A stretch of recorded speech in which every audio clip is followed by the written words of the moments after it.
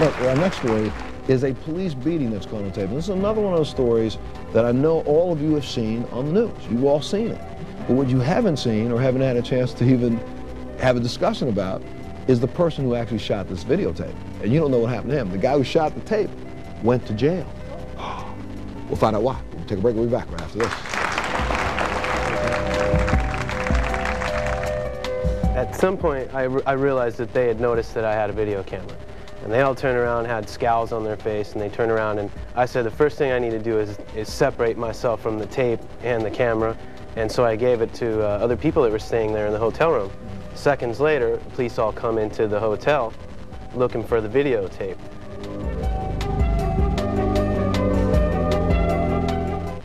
Please welcome Mitchell to the show. Welcome him.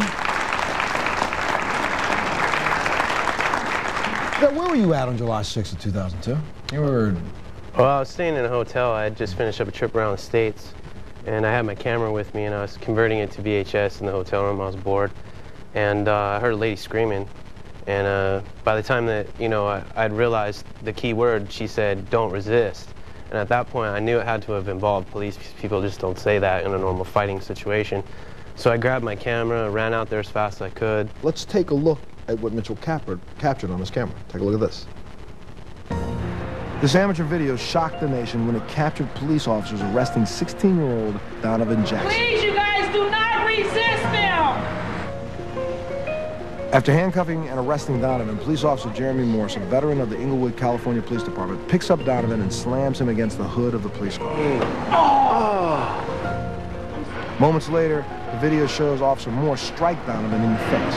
Officers then place Donovan into the back of another patrol car. Officer Morse went on trial for assault. Defense attorneys argued Morse's actions were in response to Donovan grabbing the officer's groin area. A jury was deadlocked, unable to determine if excessive force was used by the officer.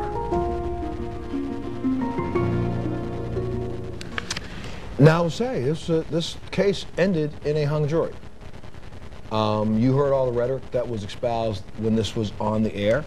You look at the tape. Do the tape one more time, please. Start it at the very beginning and play it again, because when you come running out, this young man was on the ground. And tell us the sequence of things that happened right after this. So after this tape, first off, what were you thinking of doing? Well, at some point, I realized that they had noticed that I had a video camera. And they all turned around, had scowls on their face, and they turned around and I said, the first thing I need to do is separate myself from the tape and the camera. And so I gave it to other people that were staying there in the hotel room. Seconds later, police all come into the hotel looking for the videotape. And, had they got the videotape, that would have been the end of that. I mean, it would have been over with. So, I ended up, avoiding the police, and then I went to the media. And let's tell us how everything took off. You gave this to a news station. Yeah. They ran that on the news. Yeah. The family didn't even see this tape until it was run first. They had no idea there was a tape. That it was even tape. And at this point in time, this young man is arrested. He's sitting in a jail cell, and the police are saying that he tried to resist arrest, and that's the reason why he's got all these bruises all over him. Yeah.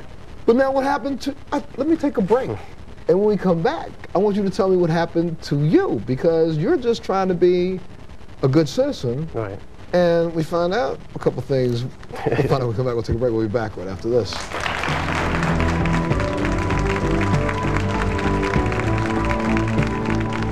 Yeah, they arrested me out in front of the thing. They wanted the original videotape, and they wanted me.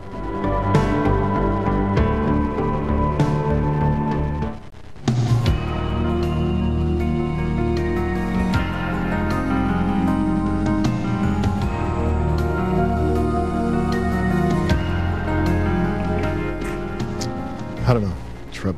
So 4 years before that, he shot this video, you had a DUI, and then you had a petty theft charge. Yes. And that petty theft was brought on you by your mom, was it not? Yeah. Yeah, okay. Because you pawned her VCR. Yeah. Actually, yeah. All right, well, yeah, okay. You had rough times back then. Yeah. But the police went and dug that up. Yeah. And the next thing you know, homeboy who delivers a videotape to the court went to jail. No, it was to CNN. CNN? Yeah, they arrested me out in front of the thing. They wanted the original videotape, and they wanted me, because they said that the original videotape had to be used in the court, so as evidence. And I basically was uncooperative with them because I didn't work within their time frame. I wanted to speak to an attorney. Things were going really fast, and they didn't want me on TV talking about police brutality. That's really what it boiled down to. These things were not important, and I was, you know, let go by the police several times because they weren't that big a deal. But you videotape the police, then it becomes a much bigger deal. They put you in jail for how long? 6 months. 6 months. But crazy, they didn't silence the videotape. No. Please welcome Patrick to the show. Welcome in.